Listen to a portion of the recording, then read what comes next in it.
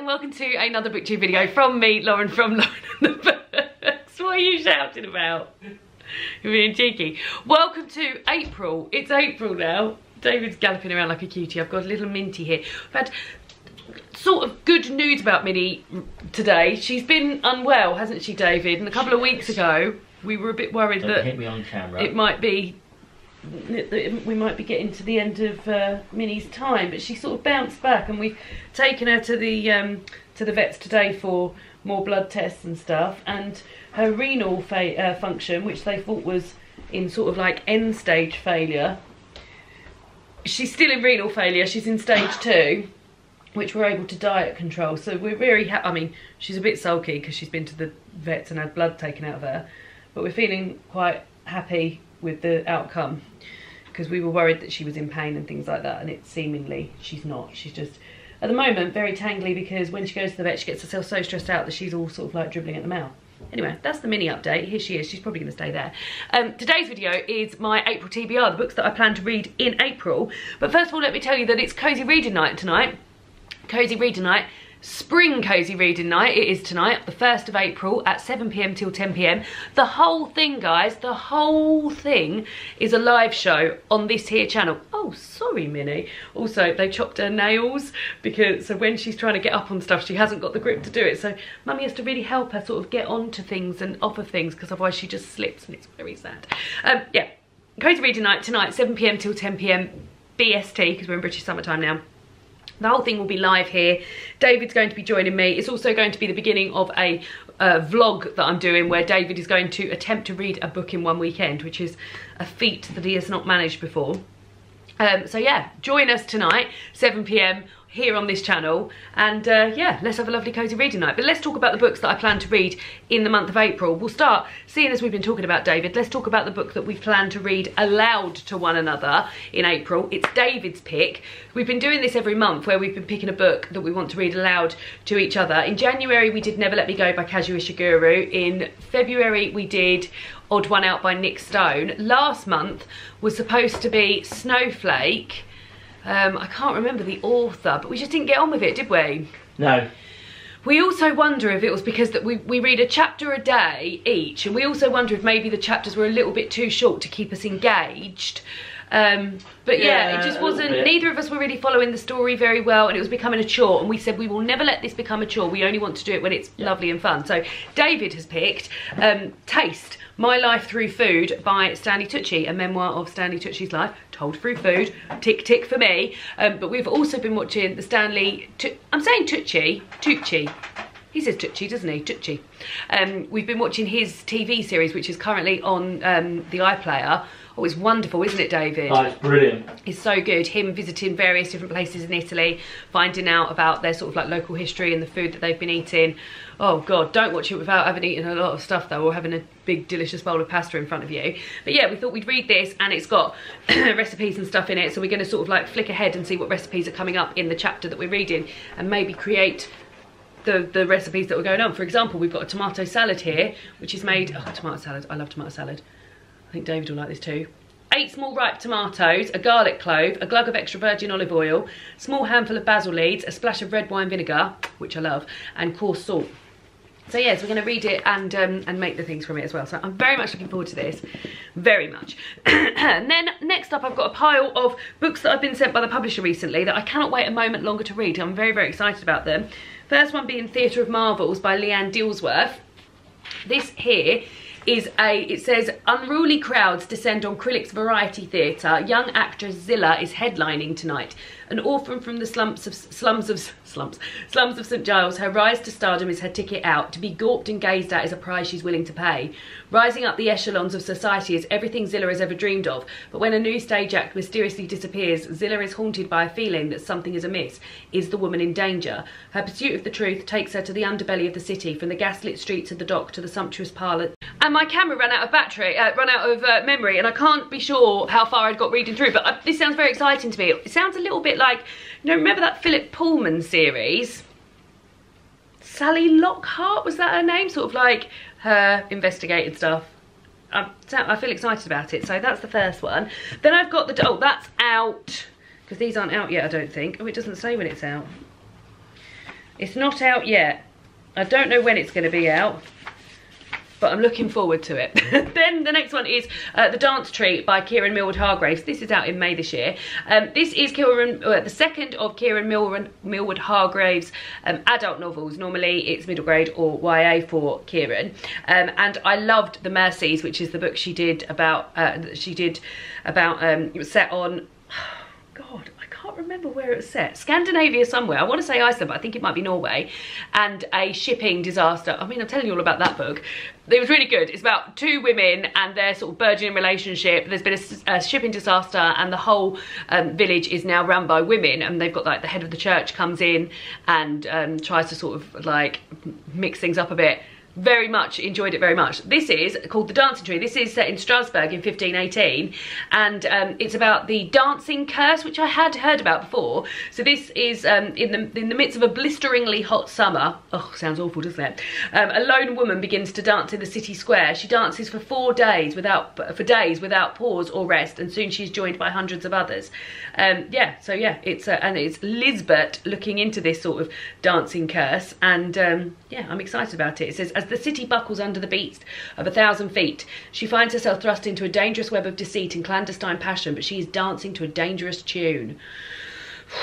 God, yeah, and about true events, so that's very exciting. Then I've also got, this was sent to me, this is out at the end of April. This is a non-fiction book about tarot cards. This is called Wild Card. It's by Jen Cowney and Fiona Lensvelt.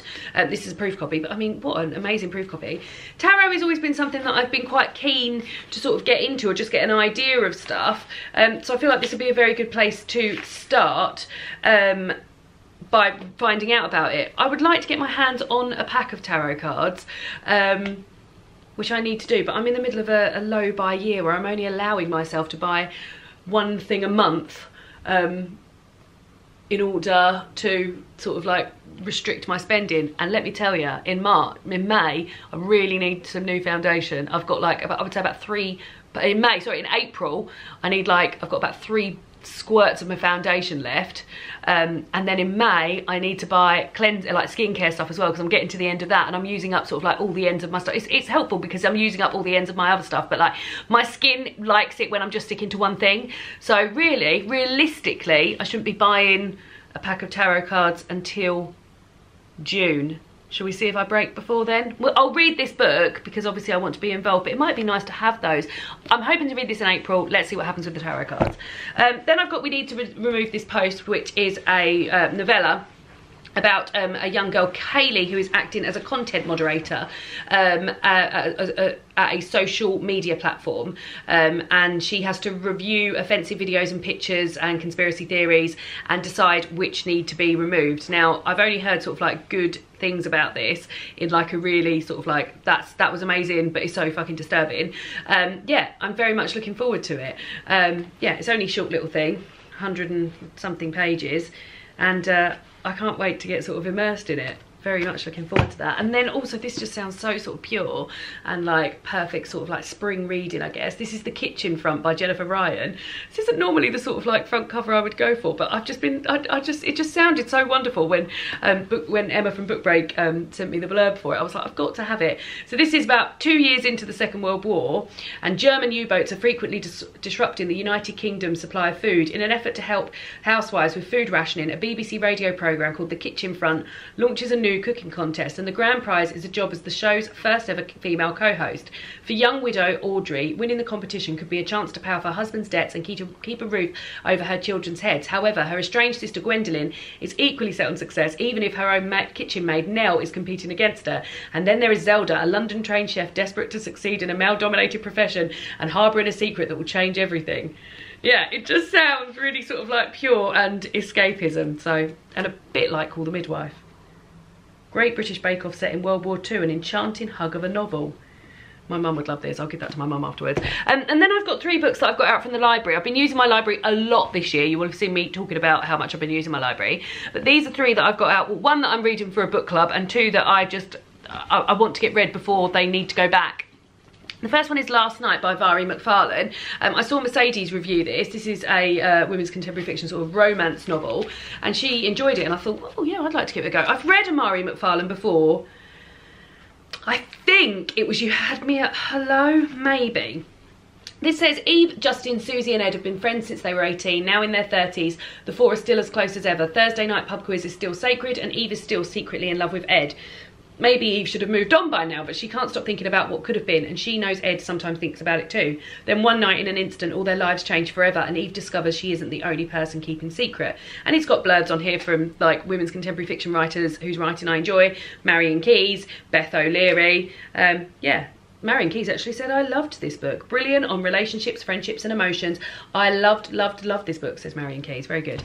And then I've got the first in a series of books called the Six Tudor Queens. This is by Alison Ware. And this is the Katherine of Aragon book, The True Queen. So the first of Henry VIII's wives. Now, you'll know that I'm bang into Six the Musical, and after watching Six the Musical a number of times now, I've done a little bit of sort of like, I mean, let's be honest, light research, Wikipedia research, to look into the lives of the queens, and I thought, oh god, there's amazing fiction written about these queens, and this sounds like an amazing series to get into. So yeah, this is all about Katherine of Aragon. He was actually married to Henry VIII for much longer than Six the Musical led me to believe. He was married to her for a really long time. I'm just having a look here. No, I can't see how long it was here, but it was a long, long time. I'm Katherine of Aragon, married for 24 years. 24 years. So yeah, she married him for 24 years before he got everyone else involved. So yeah, I'm very much looking forward to it. And I read the first chapter and I was entranced by it. I could have sat and read it for a long time.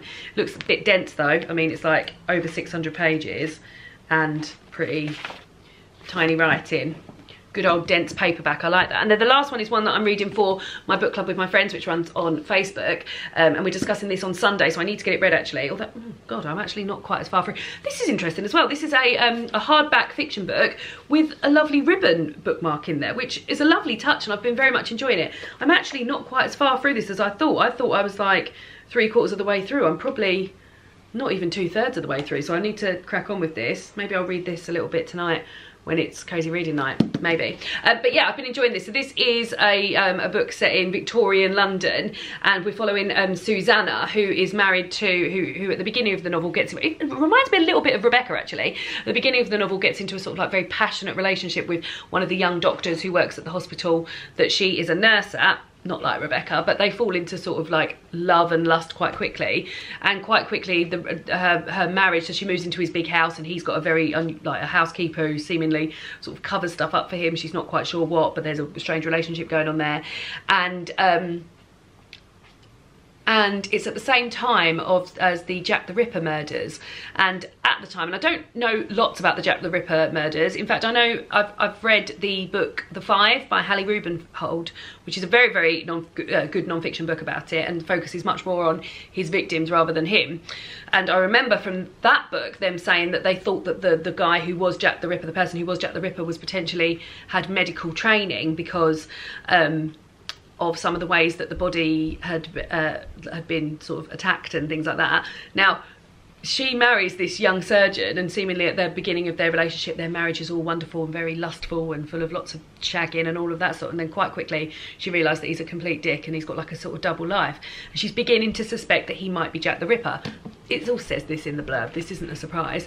But yeah, I've been enjoying it, but I sort of put it down because I had other books to read, and I've got to pick it up and get it finished. So like I said, I probably will read some of this for cozy reading night tonight, probably.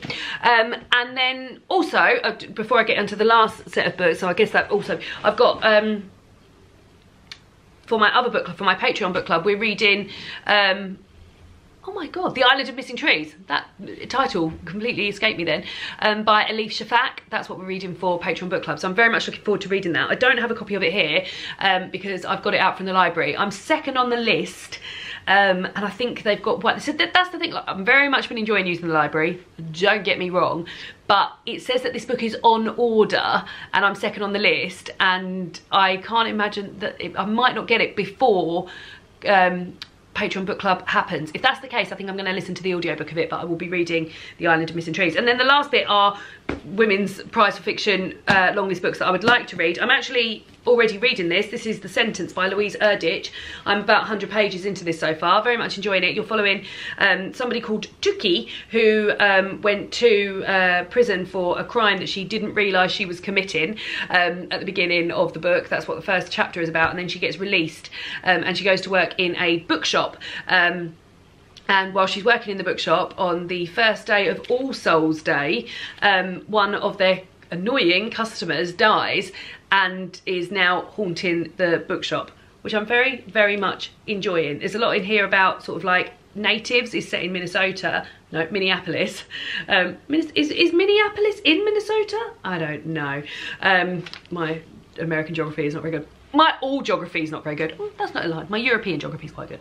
Yeah, so, and there's a lot in there about natives and things like that. So yeah, I'm enjoying this so far. I'm enjoying this so far. And then I've also got, these are 4 that I bought, and I haven't started these just because I've been reading the ones that have been coming into the library because they've got reservations on and need to go out. So I've also got The Bread the Devil Knead by Lisa Allen Agostini, and that's set in Port of Spain, and it's about a woman, Alethea Lopez, who's very sort of fashionable, feisty and fiercely independent, but behind closed doors she's covering up bruises from her abusive partner, and she's also involved in, she's having an affair with her boss, and she witnesses a woman murdered by a jealous lover. The reality of her own future comes a little too close to home, and this is from a Trinidadian author, so excited about that. Then I've got Salt Lick by Lulu Allison. This is a book I mentioned in my wrap-up where I was talking about some of these books have unusual sort of points of view in terms of like narrative points of view, and one of these points of view comes from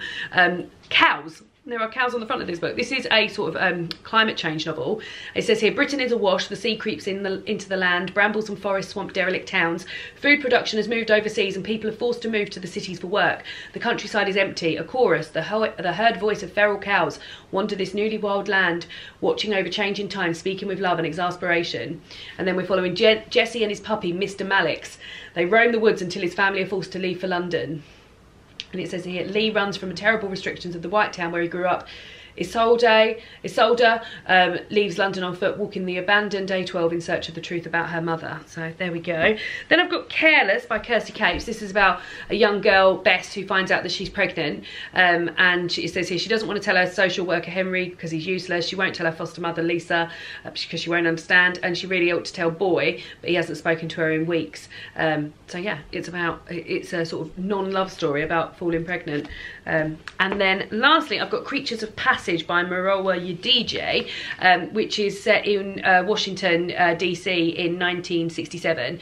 We're following Nephis, who is a taxi driver or a cab driver whose taxi cab is haunted. She has a ghost in the trunk, and then there's like the novel opens in 1977, and her nephew finds himself drawn to a river where Nephis has links to. Yeah, it sounds like it's going to be really, really good, so I'm looking forward to reading that as well. So those are the books that I plan to read. 1, 2, 3, 4, 5, 6, 7, 8, 9, 10, 11, 12, 13, 14, 15. Will I do it? Who knows? Those are the books I plan to read in the month of April. What are you guys reading in April? How's your women's prize for fiction long list reading going? Have you read any of these books I mentioned? So many people recommended this to me last year, so I imagine quite a lot of you have read that. And yeah, I'll see you all tonight for Cozy Reading Night at 7 PM as a live show on this channel, and then I'll see you again on Sunday for another butcher video. Goodbye!